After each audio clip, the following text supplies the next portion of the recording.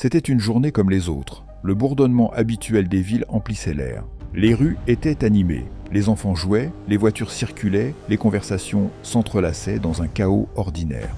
Rien ne laissait présager que ce serait la dernière journée d'un monde révolu. Puis, soudain, un bruit sourd, une vibration étrange, presque surnaturelle.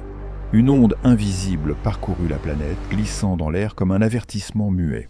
Quelque chose d'indéfinissable flottait dans l'atmosphère, un frisson collectif s'empara de l'humanité. Et en un instant, tout s'arrêta. La Terre venait de se figer. Plus de rotation, plus de cycle immuable du jour et de la nuit. Pourtant, l'inertie, elle, n'avait pas dit son dernier mot. L'air, libre de toute entrave, poursuivit son élan, balayant tout sur son passage avec une fureur insoutenable. Les vents devinrent des bourrasques meurtrières, des tornades monstrueuses, déchaînées, hurlant comme 1000 bêtes affamées. Nulle structure ne pouvait leur résister. Puis vinrent les eaux. Les océans, enragés, libérés de leur prison d'équilibre, déferlèrent sur les terres. Des vagues titanesques balayèrent les cités, engloutissant des siècles d'histoire en quelques heures. Des gratte-ciels s'effondrèrent sous la pression. Des quartiers entiers disparurent sous les flots. Ceux qui n'avaient pas fui en hauteur furent anéantis en un instant, emportés comme des feuilles mortes dans une tempête.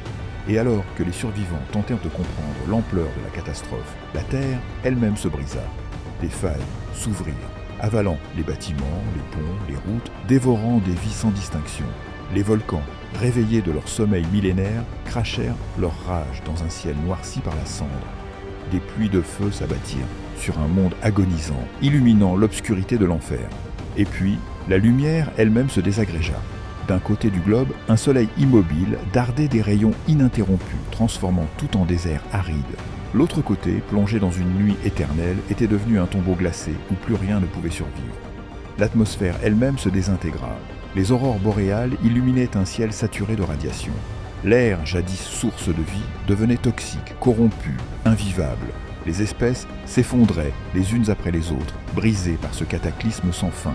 Et pourtant, quelques-uns survécurent. Des poches d'humanité réfugiées sous terre dans les rares ruines encore débues. Les survivants se regroupèrent, terrifiés, cherchant un sens à ce cauchemar. Les ressources s'amenuisaient, l'anarchie gagnait du terrain, la loi du plus fort imposait sa règle implacable. L'humanité était en train de disparaître. Mais là, dans l'ombre d'un monde déchu, une lueur persistait.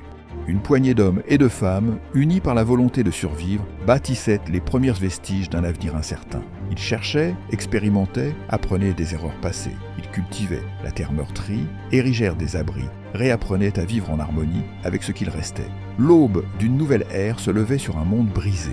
Peut-être que dans ce chaos, une autre voie pouvait émerger. Peut-être que, malgré tout, l'humanité n'était pas encore condamnée.